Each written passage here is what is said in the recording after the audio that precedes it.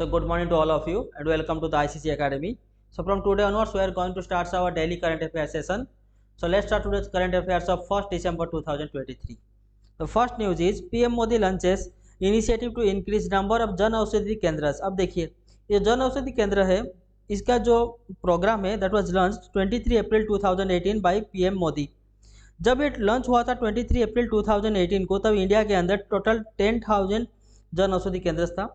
But विकसित भारत संकल्प यात्रा के दौरान मोदी यहाँ पर लॉन्च किए हैं जो प्रोग्राम, उस प्रोग्राम के तहत 10,000 के जगह अभी 25,000 जो होगा वो जन औषधि केंद्र इंडिया के अंदर एस्टेब्लिश किया जाएगा. तो यह बोल सकते कि पहले 10,000 जन औषधि केंद्र इंडिया के अंदर थे, अभी इसको इंक्रीज करके 25,000 जो है वो कर दिया जाएगा. और ये जो योजना है वो स्टार्ट हुआ था 23 अप्रैल 2018 को. आपका जन औषधि केंद्र जो ये जो स्कीम है that is under PM BJP, जिसका नाम है प्रधानमंत्री भारतीय जन औषधि परियोजना. तो पीएम बीजेपी के अंदर आपका जन औषधि केंद्र जाते हैं. पहले इंडिया के अंदर 10,000 जन औषधि केंद्र थे, अभी इसको इंक्रीज करके 25,000 कर दिया जाएगा और it was started on 23 April 2018. Then next news, unemployment rate in urban area has come down survey. अब देखिए इंडिया के अंदर कितने एम्प्लॉयमेंट है, कितने अनएम्प्लॉयमेंट है, जो सर्वे होता है वो सर्वे एनएसएसओ जो है वो कंडक्ट करवाता है. तो एनएसएसओ के अंदर और एक ऑफिस आता है जिसका नाम है पीरियडिक लेबर फोर्स सर्वे, जिसको हम बोलते हैं पीएलएफएस. पीएलएफएस का काम है कि ग्राउंड लेवल पर जाके यहाँ पर सर्वे को कंडक्ट करना. जब सर्वे पूरा हो जाएगा वो सर्वे का रिपोर्ट जो है वो एनएसएसओ को वो सबमिट कर देता है. देन एनएसएसओ जो है वो ये रिपोर्ट को रिलीज करता है. इस रिपोर्ट के तहत ये बोला जाता है कि इंडिया के अंदर 2022 में जुलाई और सितंबर जो थर्ड क्वार्टर है उस थर्ड क्वार्टर में अनएम्प्लॉयमेंट रेट जो था वो 7.2% था, लेकिन 2023 जुलाई से सितंबर के बीच में जो थर्ड क्वार्टर है वो डिक्रीज करके 6.6% हो गया है. दैट मीन्स हम ये बोल सकते हैं कि पिछले साल अनएम्प्लॉयमेंट 7.2% था इंडिया के अंदर. This year it is come down to 6.6%. Then second survey is labour force and third survey is worker population ratio WPR. उससे पहले हमको ये पता होना चाहिए कि लेबर फोर्स और वर्क फोर्स क्या होता है. देखिए इंडिया के अंदर 3 टाइप के पीपल लेते हैं. First one those who are doing the job, जो लोग ऑलरेडी जॉब करें, चाहे वो प्राइवेट हो, गवर्नमेंट हो, चाहे वो एक कोई बिरयानी का स्टॉल भी अगर लगाया हो, कोई शॉपकीपर हो, अगर वो कुछ इनकम कर रहा है तो हम उसको बोलते हैं job holder. Second one is those who are willing to do the job, willing to do job, that means वो जॉब करना तो चाहता है पर उसके पास जॉब नहीं है. थर्ड वन इज जो जॉब करना ही नहीं चाहता है, उसको अगर आप पूछेंगे कि जॉब करना है या नहीं करना है, वो एक ही चीज़ बोलेगा कि हमको जॉब ही नहीं करना है. तो लेबर फोर्स क्या होता है? Labour force is nothing but those who are already doing the job plus those who are willing to do the job. जो लोग जॉब कर रहे हैं ऑलरेडी और जो लोग जॉब करना चाहते हैं उनको हम बोलते हैं लेबर फोर्स. तो लेबर फोर्स पार्टिसिपेशन रेट जो है वो अर्बन एरिया में पिछले साल 47.9% था, that is increase to 49.3% this year. अगर हम मेल की बात करें तो past year it was 73.4% and this year it is increase to 73.8%. अगर हम फीमेल की बात करें then previous year it was 21.7% and this year is increase to 24%. Then what is work force? अब देखिए labour force equal to work force plus unemployment. Work force क्या होगा? Those who are already doing the job. Unemployment हम उसको बोलते हैं those who are willing to do the job but उनको अभी तक जॉब नहीं मिला है. हम जो थर्ड कैटेगरी है उसको यहाँ पर इंक्लूड नहीं करते हैं. तो labour force equal to working force plus unemployment. Then working force equal to labour force minus unemployment. अब हम ये बोल सकते हैं कि वर्किंग फोर्स का मतलब होता है कि एक इकोनॉमी के अंदर those who are already doing the job, जो कि इकोनॉमी के अंदर इकोनॉमी को इंक्रीज करने के लिए, अपने GDP को इंक्रीज करने के लिए जिनका योगदान है. तो हम ये बोल सकते हैं working force is nothing but our the job holders. तो वर्किंग फोर्स से निकल के आता है कि worker population ratio WPR. That means हम ये देखना चाहते हैं कि अर्बन एरिया में टोटल कितने लोग हैं, कितने परसेंट लोग हैं जो ऑलरेडी जॉब कर रहे हैं.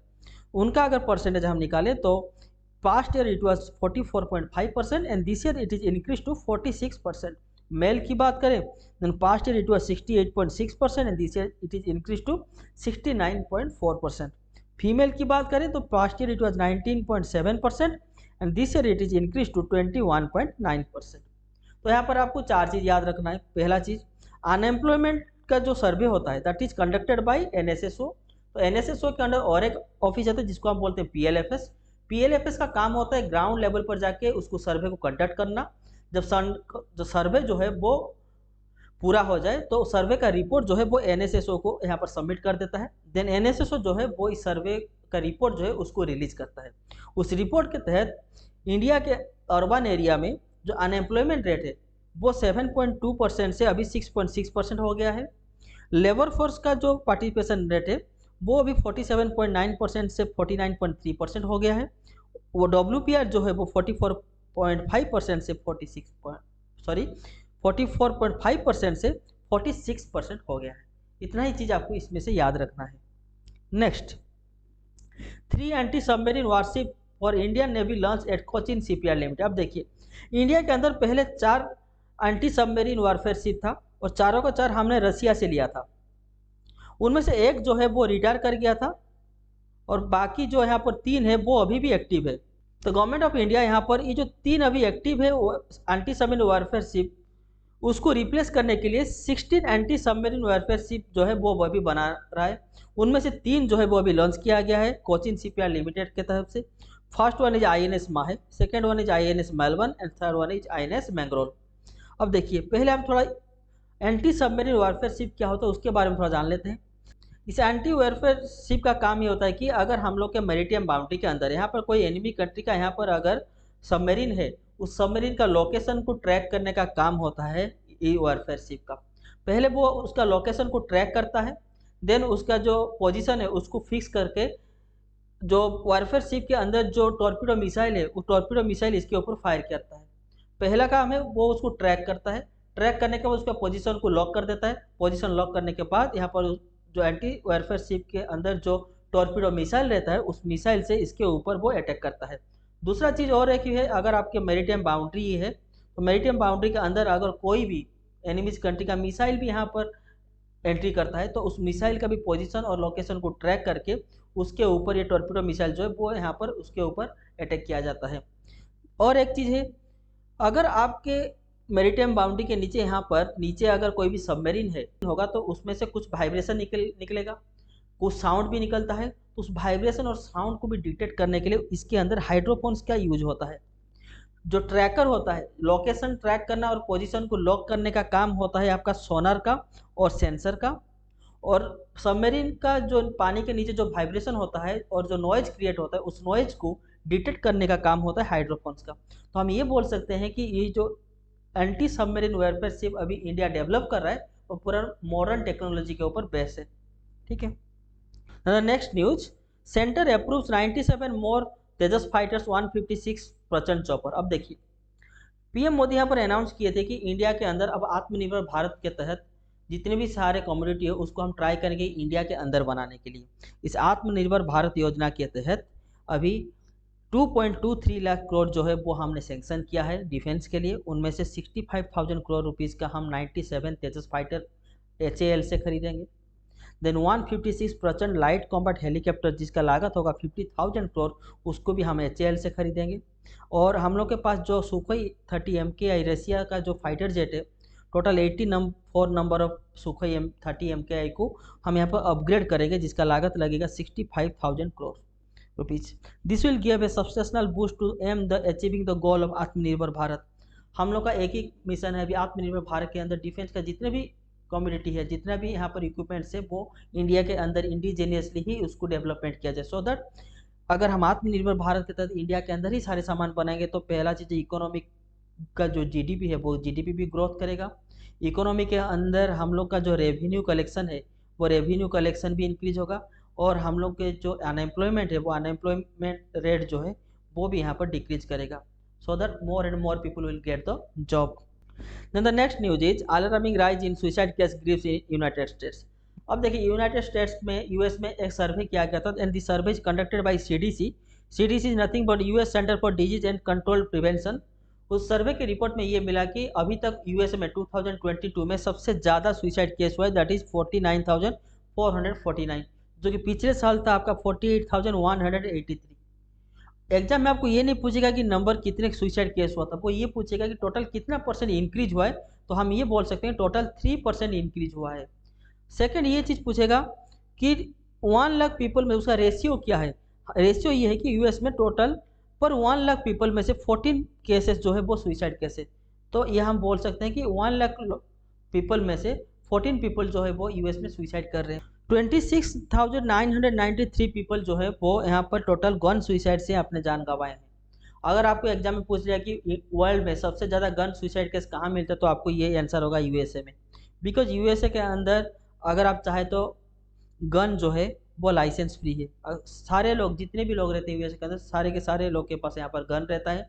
इसलिए जब भी उनको सुसाइड करने का मन करता है वो गन सुसाइड कर लेते हैं। उनका नंबर है टोटल 26,993। आपको ये चीज़ याद रखना पड़ेगा, ये नंबर आपको याद रखना पड़ेगा कि यूएसए के अंदर टोटल 26,993 पीपल जो है वो 2022 के अंदर गन सुसाइड से अपने जान गंवाए हैं। और वर्ल्ड में इसका रैंक जो है वो 1 है टोटल गन सुसाइड केस में।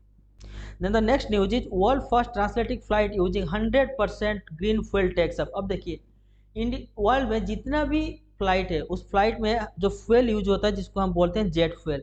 जेट फ्यूल से हम लोग का एयर पोल्यूशन होता है, इसलिए हम ट्राई करते हैं कि जेट फ्यूल्स को रिप्लेस करके ऐसे कोई ग्रीन फ्यूल्स यूज करें जिससे हमका एनवायरनमेंट जो है, एनवायरनमेंट पोल्यूशन जो है उसको हम रोक सकें। उसका रिप्लेसमेंट आ गया जिसका नाम है एसएएफ। एसएएफ को हम बोलते हैं सस्टेनेबल एविएशन फ्यूल। ये जो सस्टेनेबल एविएशन फ्यूल है वो कैसे बनता है, देखिए सस्टेनेबल एविएशन फ्यूल में 88% HEFA हेपा एंड 12% सैक। जो हेपा है HEFA है वो आपका वेस्ट फैट जो है उससे बनता है, और आपका सैक जो है वो बनता है आपका कॉर्न जो होता है, कॉर्न का वेस्ट से बनता है। इन दोनों वेस्ट से हम क्या मिलता है, हमको एसएफ मिलता है। तो आप ये बोल सकते हैं एसएफ जो होता है sustainable aviation fuel, this is nothing but our mixing up HEFA HEFA plus SAK. उसमें से 88% जो होता है वो हेपा का कंट्रीब्यूशन होता है और 12% जो है वो सैक का यूज होता है। और ये जो फ्लाइट है उसका नाम है आपका फ्लाइट 100, और इसका रूट जो है वो लंदन टू यूएसए। आपको ये चीज़ भी याद रखना होगा कि ये जो फ्लाइट है वो कहाँ से कहाँ होता है, लंदन से यूएसए। इसमें 100% ग्रीन फ्यूल यूज किया जाता है, और ग्रीन फ्यूल का जो नाम है उसको हम बोलते हैं सैप। सैप का मतलब होता है सस्टेनेबल एविएशन फ्यूल, और सैप जो है वो बनता है आपका हेपा और सैक से। हेपा जो है वो यहाँ पर आपका वेस्ट फैट जो होता है उससे बनता है। सैक जो होता है वो आपका कॉर्न के जो वेस्ट होता है उससे बनता है। हेपा का परसेंटेज है 88% प्लस सैक का जो परसेंटेज है वो है 12%। Then the next news is India requires $101 billion investment to achieve triple renewable energy targets report। अब देखिए a report by the energy think tank Amber highlights that India needs an additional investment of $101 billion to align with the International Energy Agency IEA net zero target of tripling renewable energy capacity। इसका meaning क्या है, देखिए अभी हम लोग का जो summit चल रहा है COP28 30 नवंबर से स्टार्ट हुआ है कि कहाँ पर, दुबई में। COP28 जो एनवायरमेंटल समिट है उसका एम क्या है कि हम अपने ग्लोबल टेम्परेचर को 1.5 डिग्री सेल्सियस तक कम करना है 2030 तक। और ये तभी पॉसिबल हो सकता है जब वर्ल्ड के अंदर जितने भी सारे कंट्री है वो अपने जो एनर्जी सोर्सेस है उसको रिन्यूएबल एनर्जी सोर्सेस में कन्वर्ट कर लें। और इस अगर हम रिन्यूएबल एनर्जी सोर्सेस में कन्वर्ट कर लेंगे तो नेट एमिशन जो है, टोटल एमिशन जो है वो एमिशन क्या हो जाएगा, यहाँ पर जीरो हो जाएगा। तो हम जीरो नेट एमिशन का मिशन लेके यहाँ पर चल रहे हैं।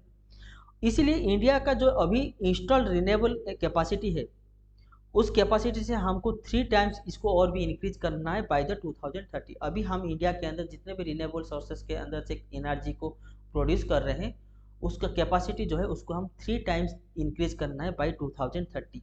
इसके लिए इंडिया को $101 बिलियन जो है वो इन्वेस्टमेंट करना पड़ेगा। अब देखिए बस एनर्जी को जनरेट करने की बात नहीं है यहाँ पर। अगर हम यहाँ पर इतने बड़े अमाउंट पर एनर्जी को अगर जनरेट करेंगे तो इसके लिए हमको स्टोरेज की भी ज़रूरत होती और उसको हम ट्रांसमिशन करने का भी ज़रूरत होती। तो total generation plus storage plus transmission के लिए टोटल हमको $293 बिलियन यहाँ पर खर्चा करना पड़ेगा।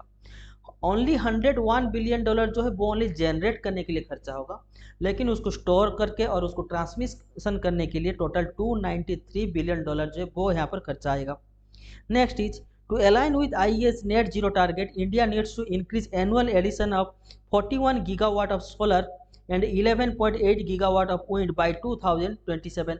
अभी हम 2027 तक टारगेट लेके चल रहे हैं, 2023 से 2027।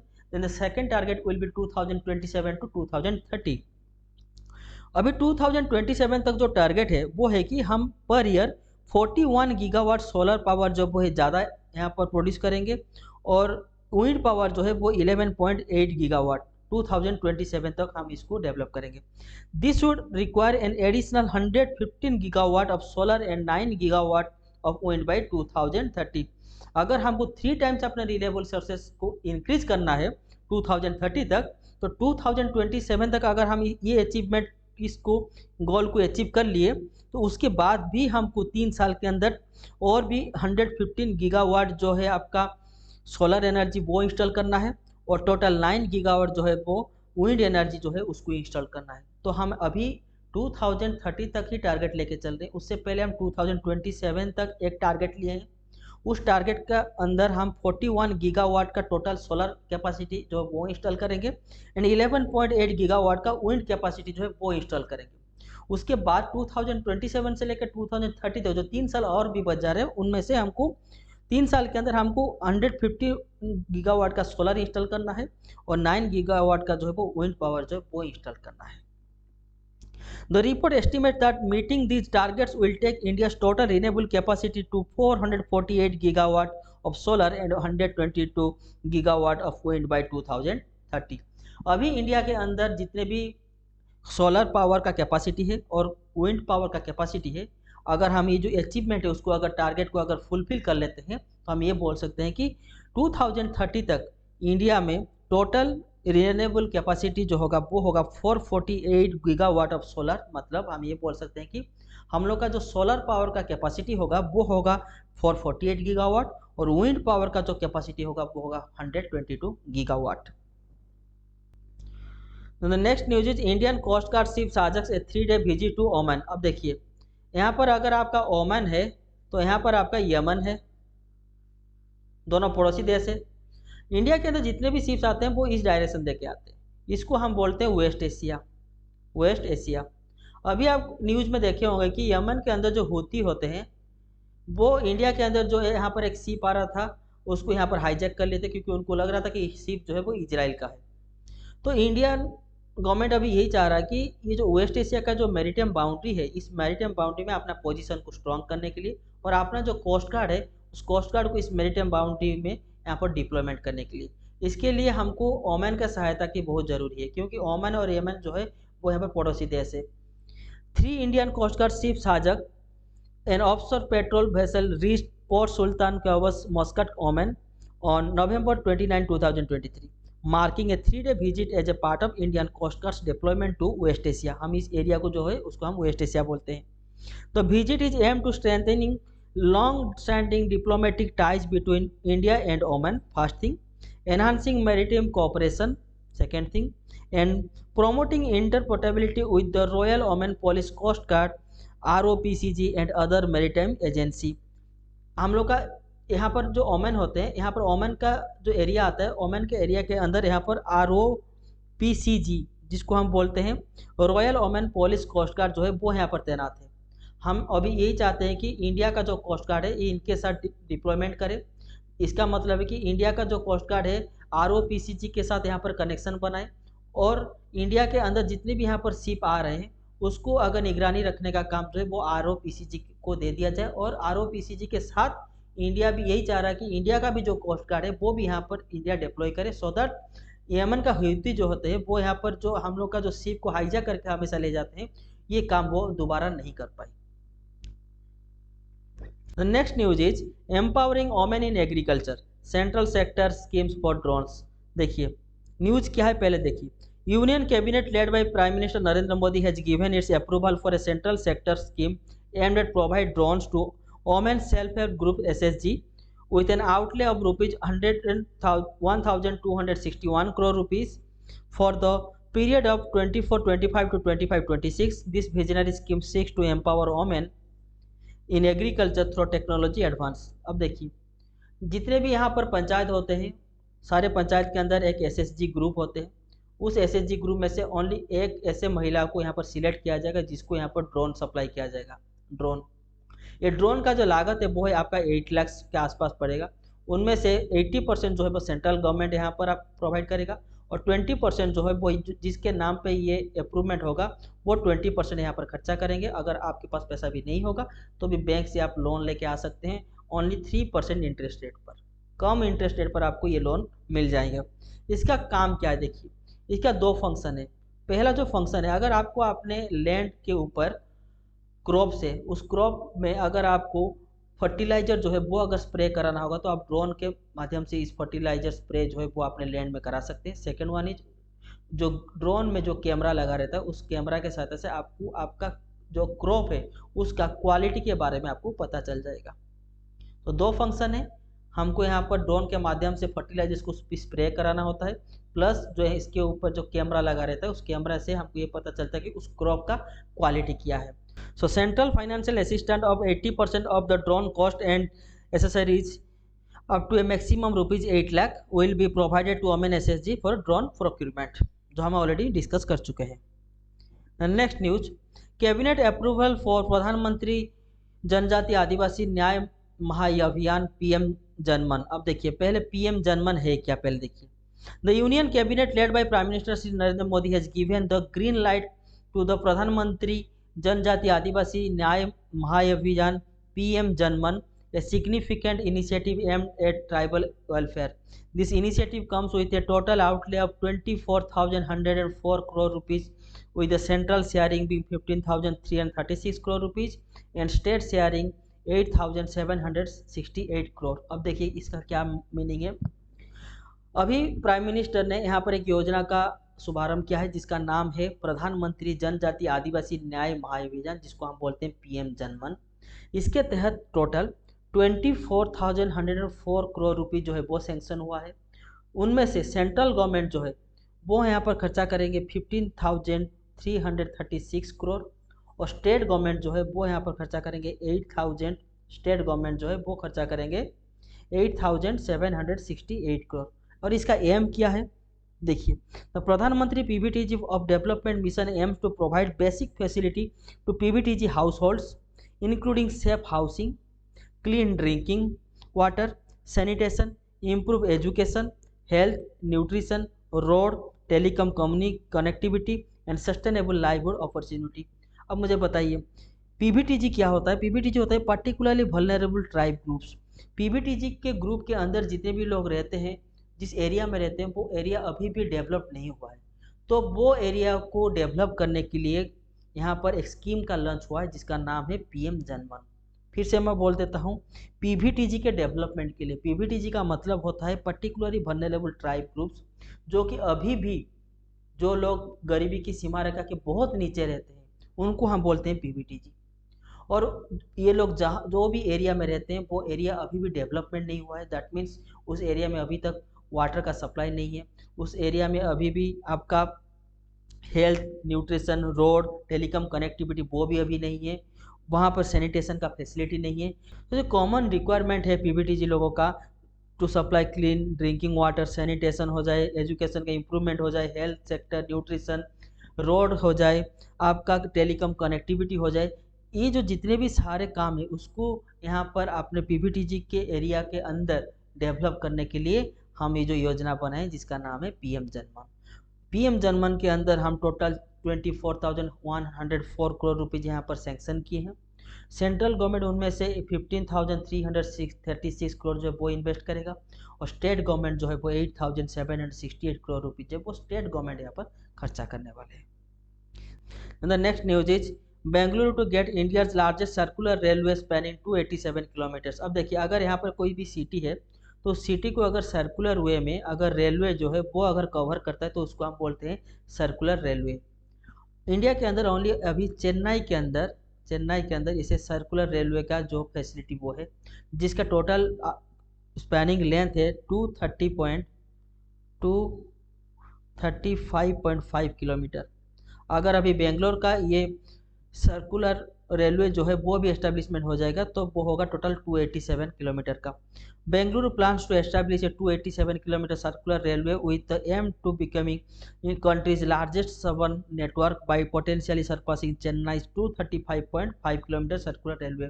इसका मतलब अगर अभी बेंगलोर के अंदर ये डेवलपमेंट हो गया तो बेंगलोर हो जाएगा नंबर 1 और चेन्नई जो है वो हो जाएगा आपका नंबर 2।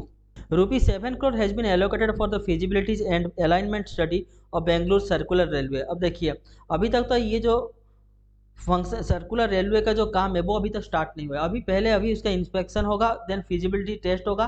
तो ये सब काम के लिए टोटल 7 करोड़ रुपीज जो है वो यहाँ पर एलोकेट किया गया है, ठीक है। Then next news, air pollution causes over 2 million deaths annually in India, BMJ study. अब देखिए BMG का मतलब होता है कि ब्रिटिश मेडिकल जर्नल, उसने अभी एक सर्वे का रिपोर्ट यहाँ पर प्रोड्यूस किया है जहाँ पर ये बोला जाता है कि इंडिया के अंदर टोटल 2 मिलियंस जो होते हैं वो पर ईयर जो डेथ होता है वो आपका एयर पोल्यूशन के कारण होता है। The research found that air pollution from using fossil fuels in industry, power generation and transportation accounts for 5.1 million extra deaths a year world wide में टोटल 5.1 मिलियन जो है डेथ होता है वो होता है आपका एयर पोल्यूशन के कारण। उनमें से ओनली 2 मिलियन जो है वो इंडिया के अंदर होता है death. Outdoor air pollution from all sources accounts for 2.18 million deaths per year in India, second only to China, first जो है वो चाइना है, according to a modelling study publish by the BMJ nothing but British medical journal. अब देखिए world में total 5.1 million people जो है वो डेथ करते हैं एयर पोल्यूशन में से, उनमें से इंडिया में ओनली 2.18 मिलियन जो है, मतलब आप ये बोल सकते हैं कि वर्ल्ड में एक साल में जितने भी लोग एयर पोल्यूशन के कारण डेथ करते हैं उनमें से 40% पीपल जो है वो इंडिया के अंदर डेथ करते हैं। नेक्स्ट न्यूज, GDP सर्जेस 7.6% इन Q2 goes past RBI forecast. अब देखिए RBI जो है वो सेकेंड क्वार्टर में ये एस्टिमेट किया था कि इंडिया का जो GDP ग्रोथ होगा वो 6.5% होगा, लेकिन इंडिया का जो Q2 में जो GDP का ग्रोथ है वो 7.8% रहा। दैट मीन्स RBI जो यहाँ पर एस्टिमेट किया था उससे भी ज़्यादा रेट पर इंडिया का जो GDP है वो यहाँ पर ग्रोथ किया है। तो second quarter growth was slightly lower than the 7.8% rise in the previous quarter but well over the central banks projected uptick 6.5%। Manufacturing GVA registered the fastest uptick in 9 quarters to rise 13.9% between July and September. Growth is expected to moderate in the second half 2023-24 compared to 10.1% growth in the previous year. अब देखिए ये क्या बोलता है कि manufacturing sector का जो GVA है, अब हमको बोलेंगे GVA क्या है। GVA is nothing but gross value addition.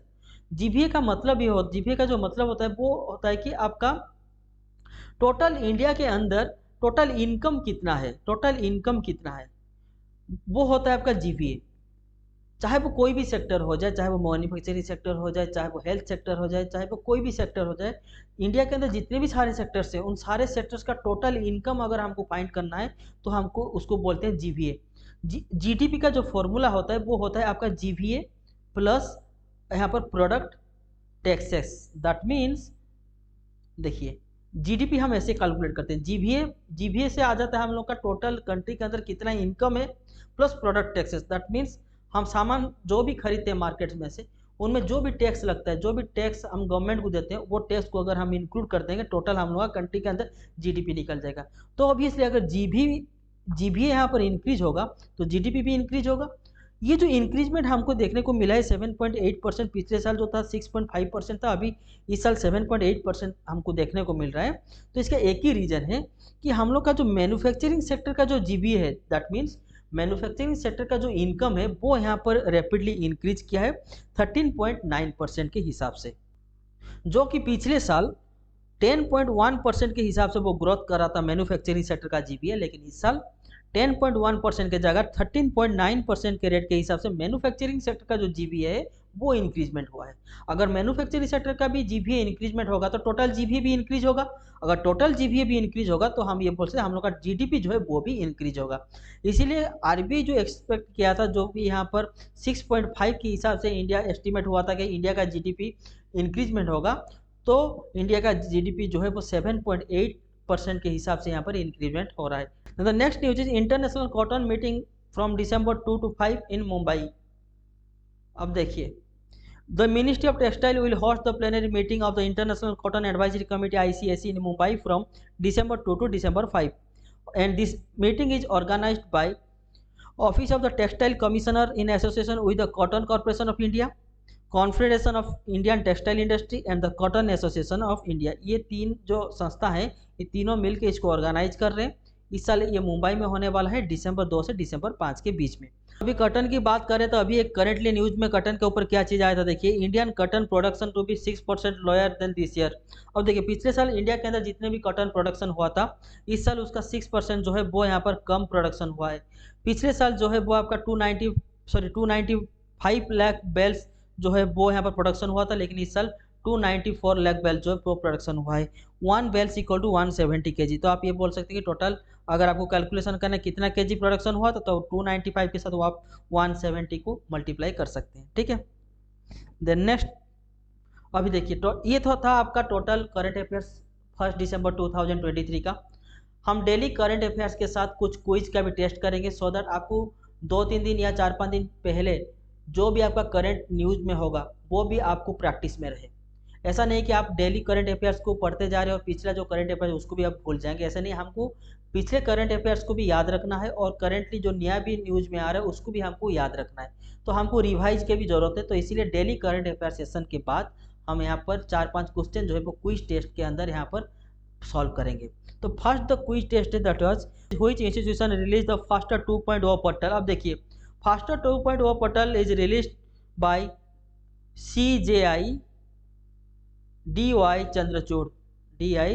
Chandrachud जो है अभी सुप्रीम कोर्ट का जो चीफ जस्टिस है, उन्होंने फास्टर 2.0 पोर्टल रिलीज किया है। ये जो पोर्टल है वो जेल के जो जेलर होते हैं, जेल के जो अथॉरिटी है उनके लिए यहाँ पर रिलीज किया गया है। और इस पोर्टल में क्या अपडेट किया जाएगा, इंडिया के अंदर जितने भी कोर्ट्स है उस सारे कोर्ट के अंदर जो भी डिसीजन होता है प्रिजनर का, वो डिसीजन यहाँ पर अपडेट हो जाएगा, सो दैट जेल के अंदर जो अथॉरिटी है वो इस चीज़ को ईजिली एक्सेस कर पाए। नेक्स्ट यहाँ पर अगर कोई प्रिजनर है उसका नेक्स्ट डेट कब है, नेक्स्ट कब उसको सुप्रीम कोर्ट यानी हाई कोर्ट यानी कोई भी कोर्ट के सामने उसको पेश होना है, वो डेट भी यहाँ पर मेंशन किया जाएगा। तो ये जो फास्टर 2.0 पोर्टल है वो टोटली जेल के जो अथॉरिटी हैं उनको उनका काम जो है उनको ईजी करने के लिए ये पोर्टल बनाया गया है। The right answer is supreme court of India. Next question, which city is the host of the world climate action summit 2023।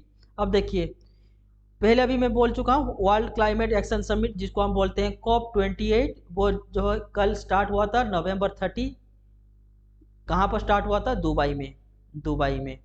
और COP28 का एम क्या है, टोटल ग्लोबल टेम्परेचर को 1.5 डिग्री सेल्सियस तक कम करना है 2030 तक हम अपने ग्लोबल टेम्परेचर जो है उसको 1.5 डिग्री सेल्सियस तक कम करना है, वो इसका एम है। COP28 नवंबर 30 2023 में स्टार्ट हुआ है, कहाँ पर, दुबई में। तो right answer is C. Which organisation manufacture the light combat aircraft LCA for Indian air force. अभी हम पढ़ते लाइट कॉम्बैट एयरक्राफ्ट जो है वो है आपका Tejas. This Tejas is going to be developed by HAL Hindustan aeronautical limited. तो right answer is B. Recently Fatah 2 was in news. It is an intercontinental missile, hypersonic ballistic missile, cruise missile और नॉन। अब देखिए आंसर जो है वो हाइपरसोनिक बैलिस्टिक मिसाइल है। और इस जो फतह 2 है this is recently tested by Iran ने इसको टेस्ट किया है, जिसका नाम वो दिया फतह 2 मिसाइल। और वो मिसाइल जो है वो हाइपरसोनिक बैलिस्टिक मिसाइल है। So answer is option 2। Consider the following statement regarding the international sugar organisation ISO। अभी हम करेंटली ISO जो वो करेंटली न्यूज में था इसके बारे में थोड़ा पहले देख लेते हैं। ISO जो है वो टोटल आपका इंटर गवर्नमेंटल बॉडी है। और ये जो ISO इसलिए बनाया गया था कि वर्ल्ड में जितने भी सारे कंट्री है उन कंट्री के अंदर जो शुगर है उसका क्वालिटी को इम्प्रूव करने के लिए। इसके अंदर टोटल 87 मेंबर्स है। और 87 मेंबर्स जो होते हैं वो टोटल वर्ल्ड का 87% ग्लोबल प्रोडक्शन में इनका हिस्सेदारी है। 60% हिस्सेदारी जो है उनका कंजप्शन में है। 90% ऑफ शुगर एक्सपोर्ट जो है वो ये 87 कंट्री जो वो करते हैं। और 34% जो शुगर इंपोर्ट होता है वो भी ये 87 मेंबर्स जो वो करते हैं। So ISO is based in London, that means ISO का जो हेड ऑफिस है वो अभी लंदन में है। Then the ISO exist to administrator to international negotiate 1992 international sugar agreement ISA। अब देखिए ये ISO जो है वो कोई एक एक्ट के अंदर भी काम करता है, उस एक्ट का नाम है इंटरनेशनल शुगर एग्रीमेंट ISA। तो पहले 1992 में इंटरनेशनल शुगर एग्रीमेंट हुआ था ISA, उस एग्रीमेंट के तहत आपका ISO जो है उसका एस्टेब्लिशमेंट हुआ था। और इसका हेड ऑफिस जो है वो लंदन में है। तो अभी देखते हैं ISO is a non governmental and non for profit body completely devoted to improving a condition in the world sugar market. ये तो सही है कि improving condition in the world sugar market, ये एकदम सही है, बट यहाँ पर जो बोलता है कि ISO is a non governmental, ये गलत है। यहाँ पर हम देखे थे, देखिए ISO is A inter governmental body, यहाँ पर क्या बोलता है कि ये नॉन गवर्नमेंटल बॉडी, वो गलत है। तो option 1 is wrong. The ISO is based in Rio they Janeiro Brazil, नहीं, इसका हेड ऑफिस कहाँ पर है? लंदन में है, लंदन में, तो ये भी गलत है। Third is the ISO exist to administrator the international negotiate 1992 international sugar agreement, जो ये एकदम सही आंसर है। ISO जो होता है इंटरनेशनल शुगर एग्रीमेंट 1992 में हुआ था, इसके तहत हम ISO का जो है इंटरनेशनल शुगर ऑर्गेनाइजेशन, ये ऑर्गेनाइजेशन तभी बना था जब इंटरनेशनल शुगर एग्रीमेंट हुआ था 1992 में। पहले ये एग्रीमेंट हुआ, उसके बाद इंटरनेशनल शुगर ऑर्गेनाइजेशन जो है वो एस्टैब्लिश हुआ था, कहाँ पर? लंदन में। तो यहाँ पर option 1 is wrong, option 2 is also wrong and option 3 is correct. So how many of the above mention statements are not correct, कितने स्टेटमेंट यहाँ पर करेक्ट नहीं है? तो 2 स्टेटमेंट करेक्ट नहीं है, तो answer is B, only B. So that's it for the today's current affair session. If you like it, then like the video and subscribe the channel and share it with your friends and press the bell icon so that whenever I will upload the next video, you will get the notification. So see you in the next morning. Thank you.